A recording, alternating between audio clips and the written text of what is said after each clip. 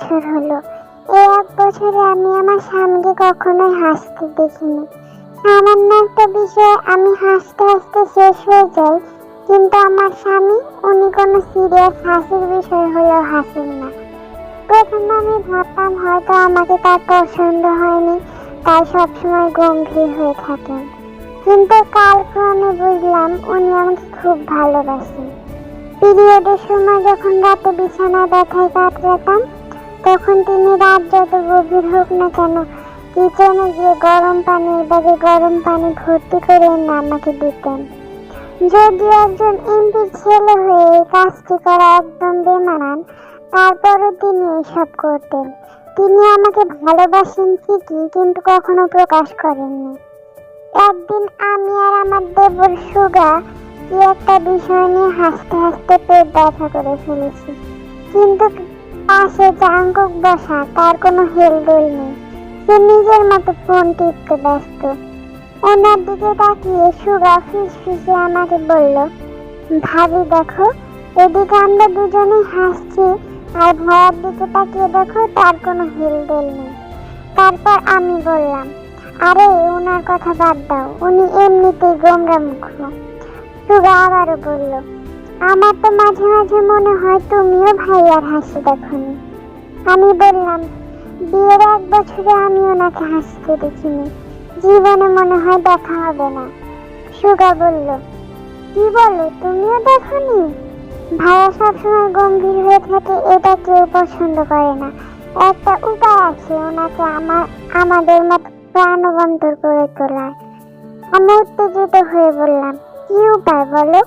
সুগা বাঁকা হেসে বলল, ভাইয়া তোমাকে ভালোবাসে এটা শিওর আমি। এখন তোমার ভাইয়াকে জেলাস ফিল করাতে হবে। তুমি যেহেতু বাড়ির ছেলে ছাড়া বাইরের কারোর সাথে কথা বলো না, যদি তুমি বাইরের কোনো ছেলের সাথে কথা বলো, তো সেটা ভাইয়ার চোখে পড়বে বেশি। তাছাড়া তোমাকে কিছু বললে তুমি কার্য হাসিল করবে আর কি।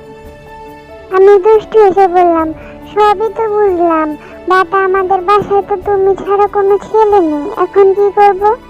সুগা বলল, তুমি চিন্তা করো না, ছেলে আছে। কালকে ভাইয়ার ফ্রেন্ড আসবে একটা, ও একটু লুচু টাইপের, ওকে দিয়ে কাজ হয়ে যাবে। আমিও মুচকি এসে বললাম, ওকে ডান। তারপর আমরা দুজন চলে গেলাম রুমে। একটু পর জাঙ্কুক আসলো। সে এসে আমাকে বলল, আগামীকাল আমার একটা ফ্রেন্ড আসবে কাই, ওর সাথে বেশি কথা বলবে না, জাস্ট ফর্মালিটির জন্য একটু কথা বলবে আর কি। এই বলে উনি বিছানায় শুয়ে পড়ল, আর আমি ওয়াশরুমে ফ্রেশ হতে গেলাম।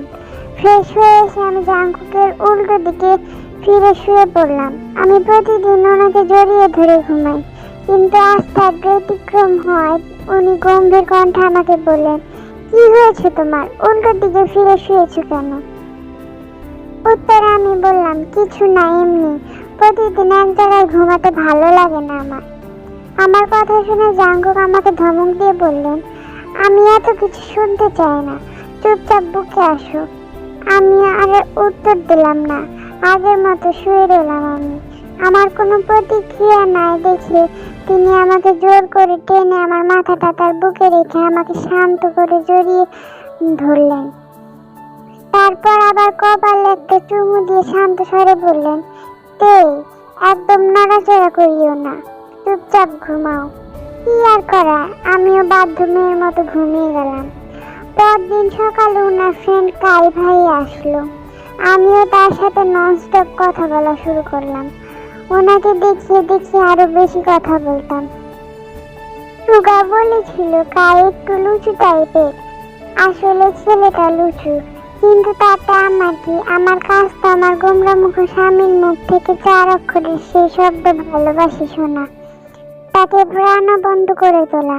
তাই আমি কাই ভাইয়ার সাথে একটু বেশি কথা বলি, আর এই ব্যাপারটা আমার স্বামীর চোখে পড়ে। উনি আমাকে রুমে নিয়ে গিয়ে বলে উঠলো, তুমি কায়ের সাথে এত কথা বলো কেন?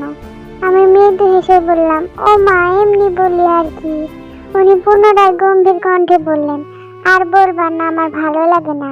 আমি বললাম, আরে জেলাস মিস্টার জিয়ন জাংকুক? উনি আমতা আমতা করে বললেন, আরে আমি জেলাস হতে যাব কেন? আমি বললাম, সেটাই তো, আপনি কেন জেলাস হবেন? আপনি তো আমায় ভালোবাসেন না। 1 বছর হয়ে গেল, এখন আপনি আমাকে ভালোবাসলেন না, কখনো আমার সাথে একটু হেসে কথা বলেননি। উনি বিরক্ত হয়ে বললেন, আরে আজব, আমার হেসে হেসে কথা বলার সাথে ভালোবাসার কি সম্পর্ক? আমি মৃদু হেসে বললাম, তার মানে আপনি আমাকে ভালোবাসেন? উনি গম্ভীর কণ্ঠে বললেন, জানি না। আমি নাকা কান্না করতে লাগলাম। জানি তো আপনি আমাকে ভালোবাসেন না। আমি থাকবো না এই বাসায়, চলে যাব আমি। আমি এই কথাটা বলার পর উনি আমাকে শক্ত করে জড়িয়ে ধরে বললেন, কোথায় কোথায় যাবা আমাকে ছেড়ে? কোথাও যেতে দেব না আমি। আর কে বলেছে ভালোবাসি না? আমি বললাম, তার মানে আপনি আমাকে সত্যি ভালোবাসেন? তাহলে ভালোবাসি বলেন না, আমি সত্যি চলে যাব। আর আমার সামনে সবসময় হাসি খুশি থাকতে হবে। উনি মৃদু হেসে বললেন, ভালোবাসি বউ। মুগ্ধ হয়ে তাকিয়েছিলাম ওনার দিকে। কি সুন্দর হাসি ওনার। আমাকে এভাবে তাকিয়ে থাকতে দেখে উনি বললেন, কি হয়েছে তোমার, এভাবে তাকিয়ে আছো কেন? আমি মৃদু হেসে বললাম, দেখছি আমার গোমরা মুখে স্বামীটার হাসি। কি সুন্দর হাসি আপনার। আমি তো আবার আপনার প্রেমে পড়ে যাচ্ছি। উনি বললেন, ও মা, তাহলে তুমি আমার প্রেমে পড়েছো? আমি মুচকি হেসে বললাম, আমি আপনাকে অনেক ভালোবাসি। সেদিনের পর থেকে আমি আমার স্বামীকে সবসময় হাসি খুশি থাকতে দেখেছি। আসলে প্রিয় মানুষের জন্য মানুষ নিজেকে পরিবর্তন করতে পারে।